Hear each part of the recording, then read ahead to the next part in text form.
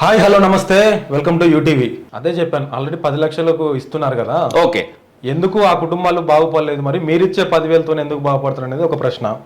ఇప్పుడు నేనేమంటున్నానంటే, మీరు అంటే మీ ద్వారా రేవంత్ రెడ్డి గారి ప్రభుత్వం కాపీ కొట్టింది. మీరు 10,000 ఇస్తామంటే సరే, వాళ్ళు మీ దగ్గర ఉన్న ఇంటెలిజెన్స్ వాళ్ళతో కనుక్కొని కాసాని శ్రీనివాస్ గౌడ్ గారి దగ్గర ఒక మంచి పథకం ఉందని చెప్పి వాళ్ళు తెలుసుకొని, మీ దగ్గర నుంచి తెలుసుకొని వాళ్ళు పెట్టిరు 2,500 ఇస్తామని చెప్పి. ఇప్పుడు మీరన్న దాని ప్రకారం చూస్తే ఎంబీసీ కార్పొరేషన్ ద్వారా కానీ ఎస్సీ కార్పొరేషన్, బీసీ కార్పొరేషన్, ఇంకే కార్పొరేషన్ తీసుకున్నా దానివల్ల ప్రజలకు ఉపయోగం లేదు, ఒరిగింది అని చెప్పేసి మీరు అన్నారు. రేపు 2,500 వాళ్ళు మహిళలకు ఇచ్చినా, పురుషులకు ఇచ్చినా, చిన్నపిల్లలకి ఇచ్చినా కూడా దానివల్ల ఒరిగింది లేదనేది మీ ఉద్దేశం. రేపు 10,000 రూపాయలు ఇవ్వాలనంటే ఈ ప్రభుత్వాలు ఇవ్వనప్పుడు జై స్వరాజ్ పార్టీగా 10,000 రూపాయలు ఇవ్వాలి అనంటే వాళ్ళు ప్రభుత్వంలో అధికారంలోకి రావాలి. అది తెలంగాణ కావచ్చు, ఆంధ్ర కావచ్చు, ఈవెన్ భారతదేశం కావచ్చు. జై స్వరాజ్ పార్టీ అధికారంలోకి రావాలనేది తర్వాత విషయం పక్కన పెడితే, రేపు మొన్న జరిగినటువంటి ఎలక్షన్ లో లేదా 2018లో మీరు పార్టీ పెట్టిన దగ్గర నుంచి ఈ రోజు వరకు కూడా మీరు కొట్లాడిన ఎలక్షన్లన్నీ, మీరు గెలిచిన సీట్లన్నీ, మీకు వచ్చిన ఓట్లన్నీ, మీరు ప్రభావితం చేసినటువంటి ప్రాంతాలన్నీ, మీరు ప్రభావితం చేసిన వ్యక్తులు ఎంతమంది? అంటే మేము నిరంతరం ప్రభావితం అని చెప్పి ఎందుకు అన్నానంటే, మీరు ఫస్ట్ లో ఒక మాట వాడారు, మేము భావజాల వ్యాప్తి కోసము పార్టీని నడిపిస్తా ఉన్నామని చెప్పేసి, అందుకనే ప్రభావితం అనేటువంటి 100% జరిగింది. 100% ఈ రాష్ట్ర నాయకుల్ని ప్రభావితం చేశామండి. మేము ఒక మాట ఏమన్నామంటే, ఈ రాష్ట్రంలో ఉన్నటువంటి ప్రతి పార్లమెంట్ నియోజకవర్గ పరిధిలో కనీసం ఒక్క గవర్నమెంట్ మెడికల్ కాలేజ్ అంటే టెర్సరీ హాస్పిటల్ ఉండాలన్నాం. టెర్సరీ అంటే హై లెవెల్. ఇప్పుడు మనం అంటాం కదా, ఏదది నిమ్స్, గాంధీ, ఇలాంటి హాస్పిటల్ ప్రతి నియోజకవర్గంలో ఒకటి ఉండాలి అని మేము పెట్టాం డిమాండ్.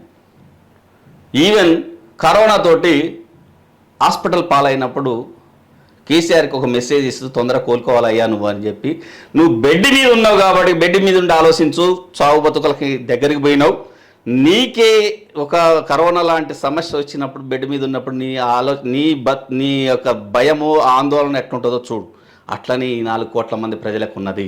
కాబట్టి ప్రభుత్వ రంగ హాస్పిటల్ని నాణ్యంగా వైద్యాలు అందిస్తూ ప్రతి నియోజకవర్గంలో, ఎంపీ నియోజకవర్గంలో కనీసం ఫస్ట్ ఒక టెర్సరీ హాస్పిటల్ పెట్టాలి. దాని గురించి ఆలోచించాను. సరే, మరి వాళ్ళ దగ్గర పోయిందా లేదా ఇవన్నీ పక్కన పెడితే, తర్వాత ఎలక్షన్స్కి ముందుకు వచ్చేసరికి దాదాపు ఈ రాష్ట్రంలో ఉన్న 17 నియోజకవర్గాల పరిధిలో ఒక్కొక్క మెడికల్ కాలేజీని అనౌన్స్ చేసింది టీఆర్ఎస్ ప్రభుత్వం. మిమ్మల్ని చూసి మీరు చెప్పినటువంటి డిమాండ్లను మమ్మల్ని చూసిందా లేకపోతే వాళ్ళకే వచ్చిందా మా అలాంటి ఆలోచన? అంటే మీరు అన్నారు కదా ఇందాక 10,000 రూపాయలు మా ఆలోచన రేవంత్ రెడ్డి కాపీ కొట్టింది అన్నారు. అంటే ఇది కూడా కేసీఆర్ గారు కాపీ కొట్టిండేమని చెప్పి అడుగుతాం. అదే చెప్తున్నాం. ఇదొకటి మా ప్రభావితం. ఒక 3 బడ్జెట్లు వెనక్కిపోతే మీరు ప్రతి గ్రామానికి నేరుగా ఆ గ్రామ బడ్జెట్ని నేరుగా ఆ సర్పంచ్ అకౌంట్లో వేయాలి. సర్పంచి కమ్ గ్రామ సభ నిర్ణయం మేరకు మాత్రమే అక్కడ ఖర్చులు జరగాలి. ఒక ఎమ్మెల్యే గెలిచిన తర్వాత, ఎమ్మెల్యే కదా సర్పంచ్ గెలిచిన తర్వాత ఎమ్మెల్యే చుట్టూ తిరగటం, ఎమ్మెల్యేని ప్రసన్నం చేసుకోవటం, ఎమ్మెల్యే సొంత పార్టీ వాడైతే రిలీజ్ కావటం ఫండ్స్, లేదా ఎమ్మెల్యే సొంత పార్టీ వాడైనా సొంత కులపోడా లేదా సొంత వర్గపోడా, అంటే ప్రతి నియోజకవర్గంలో 2-3 లీడర్ల కాన్సన్ట్రేటెడ్ ఉంటుంది. ఒకే పార్టీలో ఉన్నా కూడా 2-3 లీడర్లు ఉంటారు. వీడు మనోడు కాదుగా, మన వర్గం కాదు కదా అని ఇవ్వకపోవటమా, ఇవన్నీ సమస్యల్ని సర్పంచ్లు ఎదుర్కొంటున్నారు. దానికోసం ఏం చేస్తారు, ప్రతి సర్పంచ్ పొద్దున్న లేస్తే ఎమ్మెల్యే దగ్గర పోయి సాష్టాంగం పట్టడం, బడ్జెట్ తెచ్చుకోవటం, తెచ్చి ఖర్చు చేసినా కానీ బిల్లులు రిలీజ్ కాకపోవటం, ఓటాలు రాకపోవడం, రకరకాలు ఉన్నాయి. అందుకని మేమేమనంటే, నేరుగా సర్పంచ్ అకౌంట్లో పడాలి ఆ బడ్జెట్. ఆ బడ్జెట్ జనాభా నిష్పత్తిని బట్టి దానిని ఖర్చు చేసేటప్పుడు ఆ గ్రామ సభకి చర్చించి నిర్ణయం తీసుకోవాలి. దానికి సరే ఏది ఆడిట్ కనుక కలెక్టర్ లెవెల్లో సహజంగా ఉంటుంది, ఇప్పుడే ఉంటుంది, అప్పుడు ఉంటుంది. అట్లా చేసినప్పుడు గ్రామాలు తొందర అభివృద్ధి చెందుతాయి, గ్రామ స్వరాజ్యం వస్తుంది అనే మాట మేము ఆనాడు చెప్తే, 3 బడ్జెట్ల క్రితం చెప్పినటువంటి కేసీఆర్ గ్రామాలకు మేము బడ్జెట్ ఇస్తామని అనౌన్స్ చేసి ఇంప్లిమెంట్ చేసిందా లేదా అనేది సమాజానికి తెలుసు, మీ అందరికి కూడా తెలుసు. కానీ ఆ పదం ఒకటి వచ్చింది. ఇలా ఇంకా మేమేమన్నా అంటే, ఈ దేశంలో పేదరికానికి అనేక పథకాలు వచ్చినాయి. ఇంతకుముందు చెప్పింది ఏది ఉపయోగపడలే. ఫస్ట్ ప్రతి కుటుంబానికి నేరుగా బడ్జెట్ ఇచ్చే ఆలోచన మొదలుపెట్టండి. ఒకవేళ ఉదాహరణకి నేను తీసుకుంటున్న నెలకు 10,000, 10,000లలో నా కుటుంబం నుంచి ఒక్కళ్ళని ఒక 10 రోజులు గ్రామంలోనూ కార్పొరేషన్ పరిధిలోనూ ప్రభుత్వ సర్వీస్ ఇవ్వడానికి పంపగలుగుతా కదా. అంటే నాకు ఒక 10 రోజులు 10 దినాలు కూడా నా దగ్గర తీసుకోండి, కానీ 10,000 ఇవ్వటం వల్ల నా కుటుంబం బతుకుద్దు కదా అనే ఈ సాధారణ పేదోడి దగ్గర ఉంటుంది కదా. చేయొచ్చు, మనదండి ప్రభుత్వం, పరాయి ఉంది కాదు. బడ్జెట్ కూడా తయారు చేసుకోవచ్చు. ఇలాంటిదే ఇప్పుడు సెంట్రల్ కాంగ్రెస్ ప్రభుత్వం కూడా మేము 8,500 ప్రతి మహిళకి ఇస్తాము అన్నారు 5 ఏళ్ల కాలంలో. నేను ఏమంటున్నా అంటే ఒక చట్టం తెమ్మంటున్నాం, 5 ఏళ్ళు కాదు. రేపు మోడీని కూడా అడగబోతున్నాం, ఈరోజు రేవంత్ని అడగబోతున్నాం. అవసరమైతే మాకు అక్కడ చంద్రబాబు కూడా తెలంగాణ ఆంధ్రప్రదేశ్ శాఖ ద్వారా లెటర్ ఇవ్వబోతున్నాం. ఎందుకంటే ప్రతి కుటుంబానికి బతుకు భరోసా ఇవ్వండి. మీ తాత్కాలిక ఏమైతే జనాలు గెలవడం కోసం ఇచ్చినటువంటి పథకాలు ఉన్నాయో వాటిని అవసరాలు ఇంప్లిమెంట్ చేస్తూ మినిమం సపోర్ట్ ఇవ్వమంటారు. ఇలా మేము ఈ తెలంగాణ ఆంధ్రప్రదేశ్లో ఉన్నటువంటి ఎవరు కూడా సార్ అంత దూరం దాకొద్దు, మీతోటి ఒక ఆలోచనతోటి నాకు మేలు జరిగిందనుకోండి, ఉదయ్ గారు మీ వల్ల నేను బాగుపడ్డా అని చెప్పే దమ్ము ధైర్యం చెప్పే వాళ్ళు ఈ సమాజంలో అతి తక్కువ మంది. పలానా కాసాని శ్రీనివాస జయస్వరాజ్ పార్టీ చెప్పిన మాట మేము తీసుకున్నాం, మా బడ్జెట్లో పెట్టుకున్నాం అని చెప్తారండి. వాళ్ళకి తెలుసు మేమేం చేస్తున్నాం. ఎందుకంటే వాళ్ళకి నిరంతరం అనేక మార్గాలు ఉంటాయి. వాళ్ళు ఇంటెలిజెన్స్, ప్రభుత్వాలకు ఇంటెలిజెన్స్ ఉంటుంది, సోషల్ మీడియా ఉంటుంది, లేకపోతే ఒక నిపుణుల కమిటీ ఉంటుంది, వివిధ పార్టీలకు ఉంటాయి. వాళ్ళు తెచ్చుకుంటారు, మాదే అని చెప్తారు. ఒక్కసారి ఉదయ్ గారి యొక్క సహకారంతో నేను ఈ స్థితికి వచ్చిందని చెప్పుకునే దమ్ము ధైర్యం ఉండేవాళ్ళు సమాజంలో చాలా తక్కువ మంది. సో అట్లా మేము నేరుగా మా మాట వాళ్ళ నోట రాకపోయినా మా విధానాలు ఎవరో ఒకరు పెడుతున్నారు. సరే లేదు, వాళ్ళ బుర్రలకే వచ్చినాయి, సంతోషం కానివ్వండి, సమాజం ఉన్నతికే కదా. ఇదే అండి. రైట్. సరే, ఈ విషయాలు మళ్ళీ మాట్లాడదాం. జయస్వరాజ్ పార్టీకి సంబంధించి ప్రస్తుతం రాష్ట్రంలో జరుగుతున్న పరిస్థితులు ఒకసారి మాట్లాడదాం. నిన్న కేసీఆర్ గారికి కరెంటు నోటీసులు ఇచ్చినారు కొంతమంది అధికారులు. సో అంటే ఏం జరిగింది అసలు కరెంట్లో? ఛత్తీస్గఢ్ నుంచి మీరు ఎంత కరెంటు తీసుకున్నారు, ఎంత మీరు ప్రజలకు ఇచ్చినారు, దాంట్లో ఎంత అవకతవకలు జరిగినాయి? ప్రభుత్వం ఏర్పడగానే ఈ ట్రాన్స్కో లేదా జెన్కో ఈ కరెంటు సంబంధించిన ఎండీ గారు ప్రభాకర్ రావు గారు ఎవరైతే రాజీనామా మీద వెళ్ళిపోవడం, ఇట్లాంటివన్నీ కొన్ని అయితే మనము చూసినాము గత 6 నెలలుగా 3 నెలలుగా కూడా. అంటే ఈ కరెంటు నోటీసులలో అసలు ఏం జరగబోతోంది, భవిష్యత్తులో కేసీఆర్ గారు అరెస్ట్ కాబోతా ఉన్నారు అని చెప్పేసి చాలా వరకు అయితే మనకు వార్తలు వినిపిస్తూ ఉన్నాయి. ఏం జరగబోతోంది ఈ విషయంలో? ఒకటండి, మంచి క్వశ్చన్ ఇది. ఈ ప్రజలు కూడా తెలంగాణ కానీ ఆంధ్రప్రదేశ్ కానీ ప్రజలు ఆలోచించాల్సినటువంటి సందర్భం. ఎందుకంటే 2 రాష్ట్రాల్లో ఒక ఏకకాలంలో ప్రభుత్వాలు మారినాయి, గతంలో ఉన్నాయి. ముందుగా ఒకవేళ దోషి అని తేలితే సీఎం పదవుల నుండి, మినిస్టర్ పదవుల నుండి, IAS కానండి, వాళ్ళని చట్ట ప్రకారం శిక్షించాల్సిందే. దీంట్లో కక్ష కోసం ఈయన చేస్తుండనేదో ఆయన చేస్తుండనేది అసలు ఆ అంశమే రాకూడదు. దోషిగా తేలిండు పలానా కేసీఆర్, దోషిగా తేలిండు పలానా ఎల్లయ్య, దోషిగా తేలిండు పలానా IAS అని చట్ట ప్రకారంగా ప్రజల ముందు పెట్టి చట్ట ప్రకారం జైలుకు పంపినట్లయితే ఇది రిపీట్ కాదు. ఎందుకు చెప్తున్నట్టే మీకు కూడా ఐడియా ఉంటుంది. ఈవెన్ ఈ కరెంటు సంక్షోభాలు, కరెంటు కొనుగోలు వ్యవస్థ దాదాపు 2004 దగ్గర నుంచి మనకి ప్రారంభమైంది. అంతకుముందు బాగా కరెంటు కోతలు సరిగ్గా లేకపోవటం, డిమాండ్కు తగ్గట్టు సప్లై లేకపోవటం, ఉత్పత్తి లేకపోవటం, కొందామన్నా దొరకని పరిస్థితుల్లో ఉంటే 2000 సంవత్సరం వేసుకోండి, చంద్రబాబు దగ్గర నుంచి కొంత ఉన్నది. ఆ దగ్గరికి వచ్చేసరికి ఆయన కొన్ని సంస్కరణలు తెచ్చి, విద్యుత్ సంస్కరణలు తెచ్చి కొంత డిస్ట్రిబ్యూషన్ సిస్టమ్ ఇవన్నీ ఏదో పెట్టడం ఇవన్నీ జరిగింది. దానికి కూడా అప్పుడు వ్యతిరేకత వచ్చింది. సరే, ఇది మంచి జరిగిందా చెడు జరిగిందా అనేది పోతే కరెంటు సంక్షోభం, కరెంటుపై ఇష్యూలు ఎప్పటి నుంచి ఉన్నాయి అనే దానికి తర్వాత 2004 రాజశేఖర రావటము, మేము ఇవ్వటం అనేది. అంటే ఆ రోజు ఈ రోజు వస్తున్న ఆరోపణ ఏంటంటే యూనిట్ 2 రూపాయలు, ఉదాహరణకు 2 రూపాయలు అనుకోండి, 10 రూపాయలకు కొంటున్నారు అనేది ఆరోపణ. 2 రూపాయలు అంటే అసలు కొనాల్సిందే 2 రూపాయలు అయితే ఉత్పత్తి దగ్గర ₹1 పడితే మనం కొనుక్కొని ఇక్కడికి వస్తే ట్రాన్స్పోర్టు, లాసెస్, శాలరీ, కమిషన్లు రకరకాలే పోగా ₹2 పడుతుంది అనుకుంటే ₹10 చూపిస్తున్నారు అనేది నేను చెప్పటం కాదు. రాజశేఖర రెడ్డి ప్రభుత్వంలో ఉన్నప్పుడు ఆ మినిస్ట్రీ పదవి ఆయన అది ఏది విద్యుత్ శాఖ ఆయన పరిధిలోనే ఉన్నది. చాలా కాలం ఎక్కువ శాతం ఆయన షబ్బీర్ అలీకి ఇన్ఛార్జిగా ఇచ్చిండు. అక్కడ కూడా బొగ్గు కొనుగోలులో కుంభకోణాలు జరిగినాయి అని అదొకటి. సో అది వదిలిపెడతాయి. నెక్స్ట్ కేసీఆర్ వచ్చిన తర్వాత క్షణం కూడా కరెంటు పోకుండా మేము చేశాము ఇచ్చాము అనేది ఈ ప్రజలకు ఇచ్చిన తర్వాత కూడా ఇక్కడ మీరు అన్నట్టు కొనుగోళ్లలో ఈ రాష్ట్రమే మిగులు బడ్జెట్టు మీరు బాగుంటే అసెంబ్లీ సమావేశాలని కనుక చూడగలిగితే సమాజం ఆలోచన పట్ల కూడా ఒకసారి ఆలోచిస్తే 2003 ఇంకో 6 నెలల్లో ఎలక్షన్స్ వస్తాయనేటప్పుడు అసెంబ్లీలో ఇన్ఛార్జ్ మినిస్టర్గా ఉన్నటువంటి షబ్బీర్ అలీ అన్నమాట ఇంకో 6 నెలల్లో మనమే ఇతర రాష్ట్రాలకి కరెంటును అమ్మబోతున్నాము మన అవసరాలు తీరంగా. ఆనాడు 15,000 మిలియన్ల యూనిట్లు ఏమో అవసరం ఉండేది రాష్ట్ర అవసరాలకి. మనం 20 నుంచి 25,000 మిలియన్ల యూనిట్ల ఉత్పత్తి అవుతుంది మన దగ్గర ఉన్న ఆన్గోయింగ్ ప్రాజెక్టులు పూర్తి అయితే. అవి కూడా 5-6 నెలల్లో అయిపోతాయి.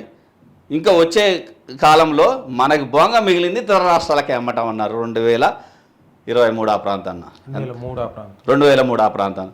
ఇప్పుడు 20 ఏళ్ళు దాటింది సార్. ఇంకా ఛత్తీస్గఢ్ నుంచి కొనుక్కోవటం, ఇంకో మధ్యప్రదేశ్ నుంచి కొనుక్కోవటం ఎక్కడికి పోతుంది? ప్రజలంగా ఆలోచించండి మీరు. ప్రతి స్టేట్ మొత్తానికి అయితే కరెంటు సరే ఏం జరిగిందా ఎటుపోయింది అనేది పక్కన పెడితే మొత్తానికి కరెంట్ అయితే కొనుక్కొచ్చుకుంటున్నాం ఈ 9.5 ఏళ్ల ప్రభుత్వంలో, తెలంగాణ ప్రభుత్వంలో. మొత్తానికి అయితే అవకతవకలు జరిగినాయని చెప్పేసి అంటున్నారు. ఏం జరగబోతోంది కరెంటు విషయంలో? కేసీఆర్ గారు అరెస్ట్ కాబోతున్నారా? అంటే నిజంగానే అవినీతి జరిగిందని మీరు భావిస్తున్నారా? 100% ఇది అవినీతి అనేది జరగకపోతే ఈ చర్చ రాదు. అవినీతి అనేది జరిగిందనేది వాస్తవంగా లెక్కలకు ప్రజల ముందు పెట్టాలంటున్నాం. ఈ రేవంత్ ప్రభుత్వాన్ని చూపించి జైలుకు పంపండి. ఏదండి 60 కోట్లు తిన్నాడో తినలేదో తెలియదు గడ్డి కుంభకోణం అని చెప్పి లాలు ప్రసాద్ని తీసుకుపోయి జైల్లో పెట్టారు కదా ఆనాడు బీహార్లో లాలు ప్రసాద్ యాదవ్ని. మరి ఇన్ని వేల కోట్లు కుంభకోణం అవుతున్నప్పుడు నువ్వు ఆధారాలు చూపించి ఎందుకు పెట్టవు? కాసేపు ఏది టెలిఫోన్ కుంభకోణం అని చెప్పి హంగామా చేసిర్రు, కాళేశ్వరం హంగామా చేస్తారు. ఏంటంటే ఇవి ఏ పార్టీ మారినా కాసేపు హంగామా చేసి జనాలను అట్లా డైవర్ట్ చేసి పోవటమే. నువ్వు రేవంత్ని అంటున్నావు చిత్తశుద్ధితోటి గతంలో జరిగినటువంటి అన్ని ప్రాజెక్టులపైన విచారణ చేసి వాస్తవాలు వెల్లడించి దానికి తగ్గట్టుగా నిర్ణయం తీసుకో. తాత్కాలికంగా ఆవేశాల కోసం కక్ష సాధింపు చర్యలు కాదు. నెక్స్ట్ ఇంకేమంటున్నావు అంటే ఇది రొటీన్ అవుతుందండి. ఇది ప్రతి దాంట్లో కుంభకోణం రొటీన్ అవుతుంది. మీరు ఏ సంవత్సరం అయినా తీసుకోండి, ఏ ప్రభుత్వం అయినా తీసుకోండి, ఈ రొటీన్కి ఒక ఒకటి ఫుల్ స్టాప్ పడాలన్నా వద్దా? రేపు మళ్ళీ ఈయన పోయిన తర్వాత మళ్ళీ ఎల్లైనా పుల్లైనా జయస్వరాజు పాటిస్తే రేవంత్ ఇంత తిన్నాడు అంత తిన్నాడు ఇంత తిన్నాడు చూపిస్తారు కదా. కాబట్టి ఏమంటున్నా అంటే ఏమైనా ప్రాజెక్టులు ఏమైనా కొనుగోలు చేస్తున్నప్పుడు ఇది ప్రజల సంపద అండి. ఏ చట్టాలున్నా మార్చుకుందామే, ప్రజలకు ఓపెన్గా ప్రకటించండి. మేము ఇంత యూనిట్ కొంటున్నాం, ఇంత ఉత్పత్తి అవుతుంది, ఎక్కడ కొంటున్నాడో అక్కడ రాష్ట్ర ప్రభుత్వాన్ని కొంటే ఆ లెటర్ తెప్పించుకోండి. ఫలానా మీ ఉదయ్ దగ్గర నేను కొంటున్నా, నేను 8 రూపాయలకు కొంటున్నా, మీరు 2 రూపాయలకి అమ్ముతుర్రు, మరి మధ్యన 6 రూపాయల గ్యాప్ ఎందుకు వచ్చింది?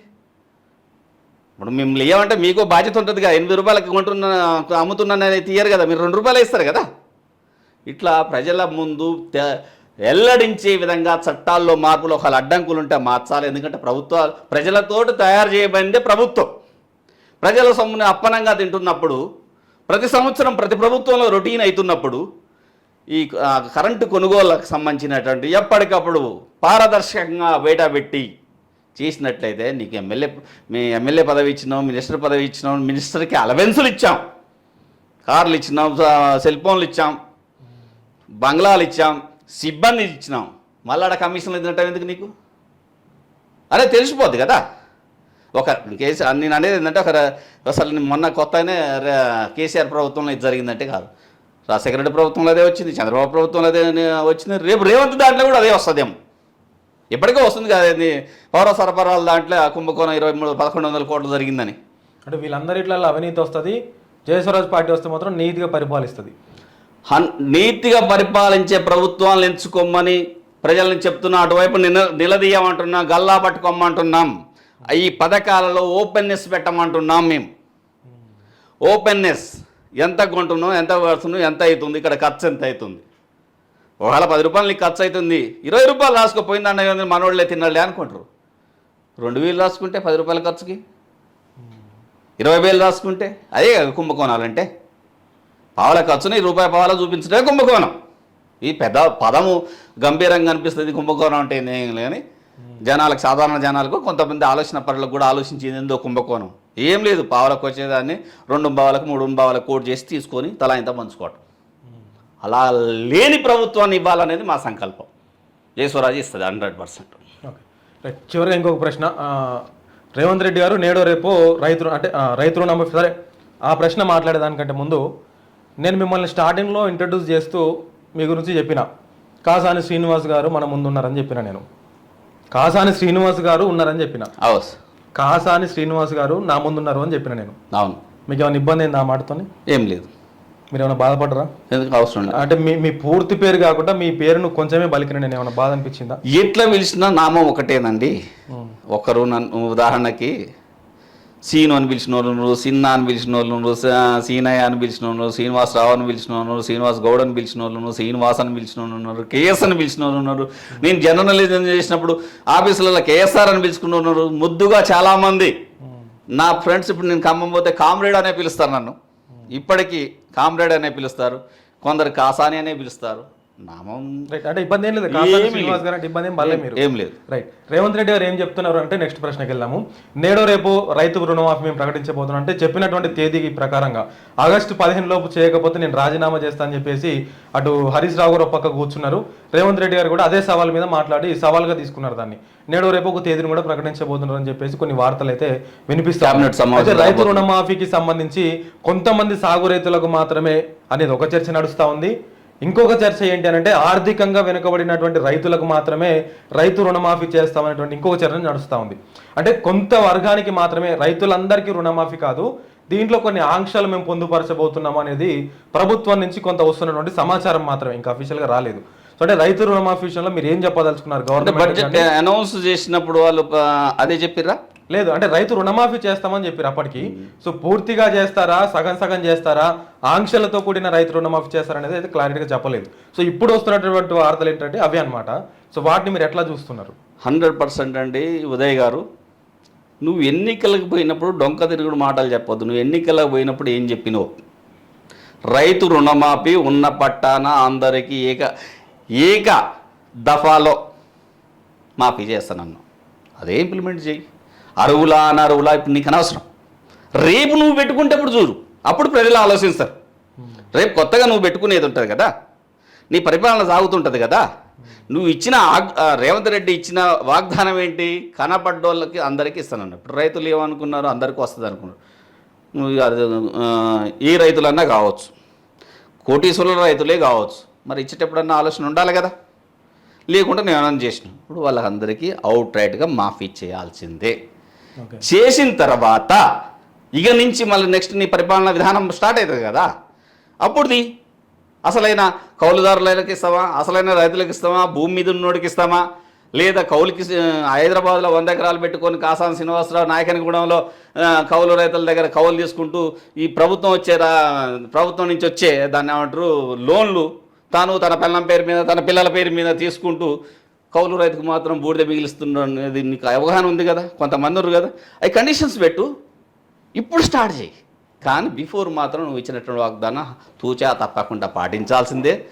నేను ఆగస్టు 15 నాటికి పూర్తిగా రుణమాఫీ చేస్తా అని చెప్పిన మొన్న లోక్సభ ఎన్నికల్లో కూడా ఛాలెంజెస్ ప్రతిపక్ష పార్టీల నుంచి వస్తూనే ఉంటుంది. ఛాలెంజ్ని స్వీకరిస్తావా లేదా అనేది కానీ ప్రజల తరఫున మేము డిమాండ్ చేస్తున్నాం, ఇవ్వాల్సిందే.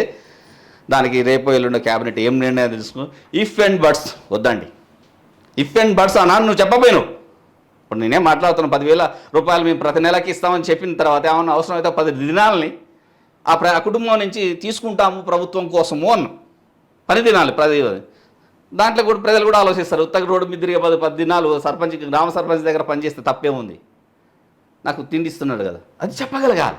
మేమన్నా 100% ఇది కోటీశ్వరుడు దగ్గర నుంచి అపరకు బేరుడు దగ్గర నుంచి బిచ్చగాళ్ళ వరకు కూడా ఈ పథకం వర్తిస్తుంది. తీసుకోవాలన్నా వద్దు అనేది వాళ్ళ విచక్షణ అన్న. అంటే అక్కడ కండిషన్ ఉంది కదా, అట్లా నువ్వు చెప్పినవా? సో అందుకని ఇది అమలు చేయాల్సిందే. అమలు చేయకపోతే ఈ ప్రభుత్వం మీద ఉన్నటువంటి విశ్వాసం ఇప్పుడే సన్నగిలింది. మరీ ముఖ్యంగా రేవంత్ రెడ్డి పరిపాలన విధానంలో ఇప్పటికీ విశ్వాసం సన్నగిలింది. ఇంకెంత మన మాట 2 నెలలు ఉన్నది.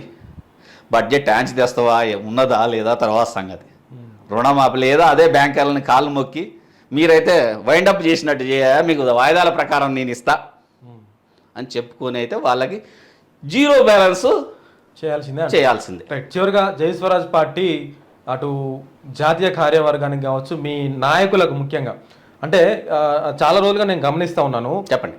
వాట్ ఆఫ్టర్ కాసాని గారు అంటే కాసాని గారి తర్వాత ఎవరు ఆ స్థాయిలో మాట్లాడుతున్నారు, ఎవరు ఆ స్థాయిలో ఒక ప్రతినిధిగా ఉన్నారు పార్టీకి అని చూస్తే నాకైతే వాస్తవానికి ఎవరు కనిపించలేదు. అంటే మీరొక్కరే ప్రొజెక్ట్ అయితే ఉన్నారు పార్టీ నుండి. మీది జాతీయ స్థాయి పార్టీ అని చెప్తున్నారు. అటు తెలంగాణలో ఉంది, ఆంధ్రాలో ఉంది, పంజాబ్ అంటున్నారు, గుజరాత్ అంటున్నారు, జాతీయ స్థాయిలో మేము పోటీ కూడా చేస్తున్నాం అని అంటున్నారు.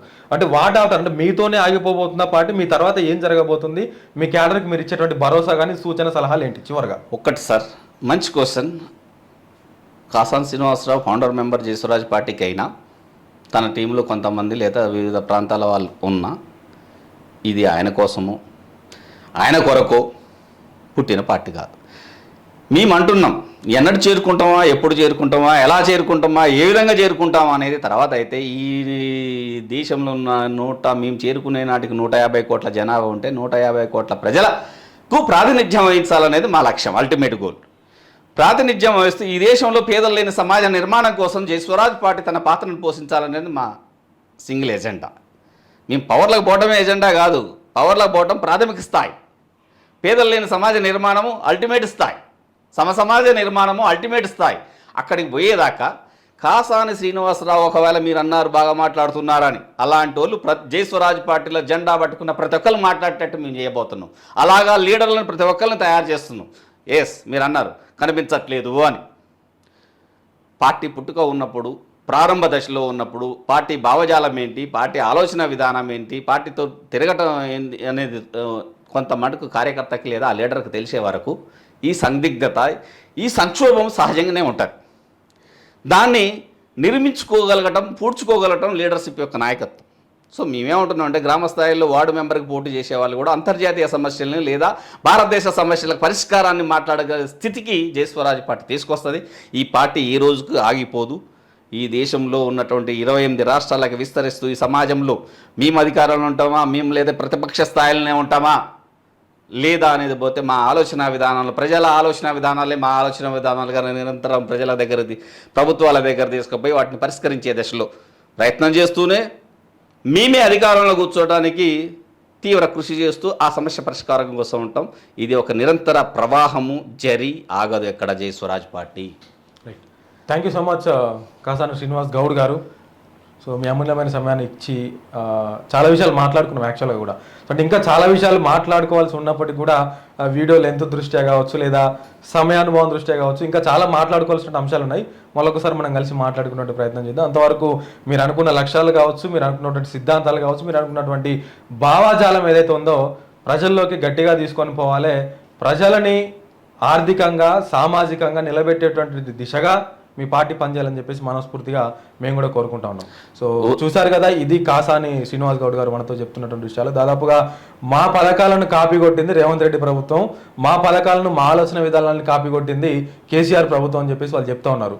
సో చూద్దాం ముందు ముందు ఆ పార్టీ ఏ విధంగా ముందుకు పోబోతా ఉంది, వారు ప్రజల్లో రానున్న రోజుల్లో ఏ విధంగా కొట్లాడబోతున్నారు, ప్రజల సమస్యల పట్ల కావచ్చు, ప్రభుత్వ విధానాల పట్ల కావచ్చు. సో మరికొన్ని విషయాలతో నేను మీ ముందుకు వచ్చేటువంటి ప్రయత్నం చేస్తాను. అంతవరకు చూస్తూనే ఉండండి యూటీవీ. థ్యాంక్ యూ ఉదయ్ గారు. ఓ అద్భుతమైనటువంటి క్వశ్చన్స్ చేసి సమాజానికి కావాల్సినటువంటి ఒక ఉన్నతమైనటువంటి ఆ సబ్జెక్టును సమాజంలోకి తీసుకొచ్చడానికి ప్రయత్నం చేసినందుకు మేము కూడా మా శక్తి మేరకు మీకు ఆన్సర్లు చెప్తూ మరొకసారి యూటీవీ ప్రేక్షకులకి నమస్కారం తెలియజేస్తున్నాం. మిత్రులారా, ఒక సమాజంలో ఒక ఉన్నత లక్ష్యంతో పనిచేస్తున్నటువంటి యూటీవీ మీ ముందుకు వస్తుంది. మీరు అందరూ కూడా అందులో వచ్చే ఇంటర్వ్యూలను ఇంటూ వాటిపైన మీ కామెంట్స్ పెడుతూ, లైక్స్ కొడుతూ, సబ్స్క్రైబ్ చేసి ఒక ఉత్తమ సమాజ నిర్మాణానికి పాల్పడగలరని కోరుతున్నాను. జై స్వరాజ్.